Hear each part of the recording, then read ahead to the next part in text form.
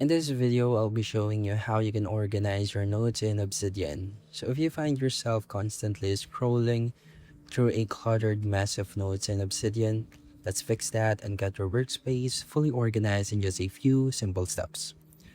Start by creating clear folders for different areas of your life, such as work, school, and personal. This will help you separate your notes into meaningful categories. Next, carefully move each of your existing notes into the appropriate folder. Take your time to place everything in the right spot, and it makes finding them later much faster. Now rename your notes using a clear and descriptive titles and avoid vague names. Instead, use titles that immediately tell you what the note is about. And finally, add tags to your notes like important or ideas. Tags will help you search across folders and quickly filter notes by the topic. And that's how you can organize your notes in Obsidian, and thank you for listening.